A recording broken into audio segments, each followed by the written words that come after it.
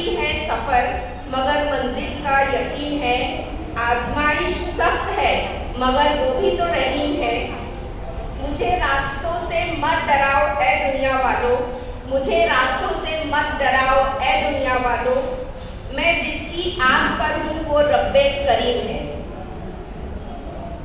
मैं अंसारी रुखसाना शकील सम्मान फाउंडेशन की प्रेसिडेंट, मैं कल्याण से आई हूँ और बहुत अच्छे मौजू का इंतखाब किया गया है यहाँ पर। इखलाकियात जो मौलाना साहब अभी हमसे पहले आपसे बातचीत कर रहे थे, बहुत ज़रूरी है ये टॉपिक आज के माशरे में कि हम दुनिया की तालीम को तो बहुत अहमियत देते हैं, लेकिन अखलाकियात पर हम पेरेंट्स का, टीचर्स का उतना ही ध्यान जाना बहुत बहुत ज़रूरी है। तो इस पर भी ऐसे प्रोग्राम की वजह से स्कूल में ये बात की जा रही है और अल्हम्दुलिल्लाह काफ़ी इम्प्रूवमेंट भी हो रहा है सभी स्कूल्स में, बहुत अच्छी बात है। और मैं ये भी बताना चाहूँगी कि शादी जो आज का यहाँ पे टॉपिक है, तो वो हम लोग जो आज के माहौल में देखते हैं, तो हम उस पर मैं थोड़ी बात करूँगी कि शादी के लिए जब एक घर में शादी का माहौल होता है तो सबसे पहले हम क्या चीज़ पर गौर करते हैं। आपसे पूछ रही हूँ मैं, क्या चीज़ पर हम लोग गौर करते हैं, क्या ज़रूरी होता है हमारे लिए? जवाब दीजिए। एज अ ऑडियंस आप बातचीत कर सकते हैं। एज अ ऑडियंस अगर आपके कोई सवाल है तो आप यहाँ पेश कर सकते हो। आप में से कोई बोलना चाहेगा? ख़वातीन और हज़रात में से। शादी के लिए हम सबसे पहले देखते हैं हॉल कहाँ मिलेगा, है ना? हॉल देखते हैं सब लोग। हॉल अगर नहीं मिल रहा है प्रॉपर तो हम लोग शादी की डेट आगे पीछे कर देते हैं, होता है ऐसा? यानी कि हॉल बहुत ज़रूरी है हमारे लिए, है ना? अगर हमको अपने हिसाब से हॉल नहीं मिल रहा है तो शादी की डेट आगे पीछे होती है, नॉर्मल बात। यानी कि कितना ज़रूरी है। क्या हमारे इस्लाम में हॉल का कई जिक्र है? क्या आपको निकाह के लिए एक बड़े शानदार हॉल की ज़रूरत है? कई जिक्र, कई अहादीस में, कुरान में, हमारे सहाबा इकराम की, हाँ, हमारे हुजूर सल्लल्लाहु अलैहि वसल्लम की बेटियों की शादी कहाँ हुई थी, कौन से हॉल में हुई थी? कोई जानता है? नहीं, क्योंकि हॉल का कहीं जिक्र ही नहीं है इस्लाम में। ये हमारा दीन नहीं है, ये गैरों की चीज़ें हम अपना रहे हैं। हमारा तो निकाह मस्जिदों में होना चाहिए, है ना? कितने लोग ऐसे हैं जो निकाह मस्जिद में प्रेफर करते हैं?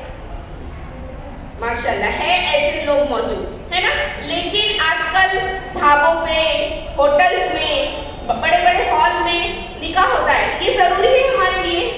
और जो उलमा इकराम है वो ये चीज़ को रोकते भी हैं और स्ट्रिक्टली उनको रोकना भी चाहिए कि ये चीज़ें होनी नहीं चाहिए। हुजूर सल्लल्लाहु अलैहि वसल्लम ने ये अहादीस है, हदीस में है कि निकाह को आम करो, निकाह को मस्जिद में करो। लेकिन हम लोग निकाह क्या कर रहे हैं? हाँ, ये फर्ज नहीं है लेकिन मुस्तहब है, बेहतरीन अमल है। तो मैं पूछती हूँ, क्या हम हमारे आका मोहम्मद सल्लल्लाहु अलैहि वसल्लम की उम्मत है ना? तो उनका बेहतरीन अमल हम छोड़ सकते हैं? छोड़ सकते हैं? क्यों छोड़ेंगे हम? वो अगर अमल बेहतरीन है तो हमें क्यों छोड़ना है? नहीं छोड़ सकते। लेकिन हमको मालूमात ही नहीं है ना कि निकाह को मस्जिद में होना चाहिए, ठीक है? क्योंकि हमने मालूमात हासिल नहीं की। जब किसी के घर में निकाह होता है तो हम शॉपिंग का पूछते हैं कि शादी के कपड़े कहाँ सस्ते मिलेंगे, जहेज का सामान कहाँ सस्ता मिलेगा। जाइए ज़रा उलमा इकराम से बात कीजिए कि शादी के लिए ज़रूरी चीज़ें, सुन्नतें क्या हैं, हमारे आका की सुन्नतें क्या हैं, उनकी बेटियों की शादी किस तरह हुई थी। जहेज, दूसरी मैं टॉपिक पे बात करूँगी। जहेज ये इस्लाम में है? फिर कहाँ से आया हमारे दरमियान ये जहेज? हम लोग क्या बोलते हैं, दूल्हे वाले लोग बोलते हैं, लड़के वाले, कि बेटियों को तो पलंग कबाड़ तो देना ही पड़ेगा। क्यों देना पड़ेगा भाई? क्यों देना पड़ेगा? कि लड़के की इतनी हैसियत नहीं है कि वो जिस पर सोए, जिस पर अपने कपड़े रखे, वो खुद खरीदे? क्यों बेटे वाले ये बोल के अपने जहेज को आड़ में ले लेते हैं कि आप जो भी दोगे अपनी बेटी को देंगे? क्यों देंगे? बेटी को इतना बड़ा करके आपके घर में भेज रहे हैं, वो काफी है। फातिमा ज़हरा रज़ी अल्लाह तआला अन्हा का जहेज नहीं था वो, जिसको लोगों ने जहेज के नाम से दिया, वो उनका महर की रकम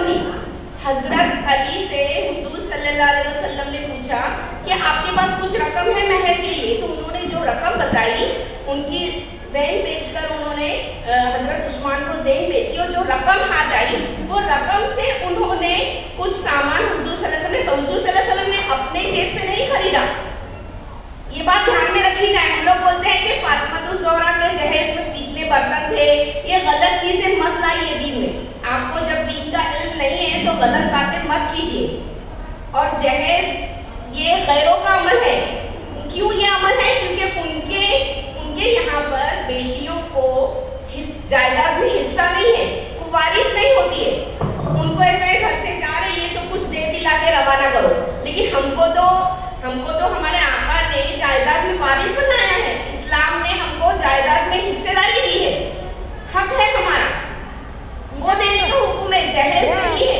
आपको देना है, आपकी बेटी से इतनी मोहब्बत है तो आपकी जो भी जायदाद है, आपके जेवर है, आपका घर है, आपकी प्रॉपर्टी, उसमें हिस्सा दीजिए उसको। ये वो शादी के वक्त ही नहीं देने की जरूरत है आपको। और आजकल इतने शॉर्ट टाइम पर हमारी बच्चियां हो रही है, निकाह करने में भी हम लोग बहुत जल्दी करते हैं और शादी खत्म होने में उतनी ही फास्ट होती है। आप लोग देख रहे हैं कितने जल्दी निकाह टूट जाते हैं। क्यों टूट जा रहे हैं? जब हमारी बिस्मिल्लाह ही गलत होगी तो उसका अंजाम अच्छा कैसे एक्सपेक्ट कर सकते हैं हम? जब हमारी बिस्मिल्लाह ही हम सोच रहे हैं, हम इतनी जो हुजूर सल्लल्लाहु अलैहि वसल्लम की सुन्नतें हैं उनको बालाए ताक रख के हम निकाह करेंगे, तो निकाह की कामयाबी कैसे मुमकिन है? बताइए कैसे मुमकिन है? आप दुनिया को खुश कर रहे हो, लेकिन आप अपनी बेटी का घर, अपने बेटे का घर कैसे आबाद कर सकते हो? है ना? तो हमको ये छोटी छोटी बातों पर गौर करना चाहिए कि जो हम ये लाइटिंग में खर्चा कर रहे हैं, जो हम हॉल पर खर्चा कर रहे हैं, ये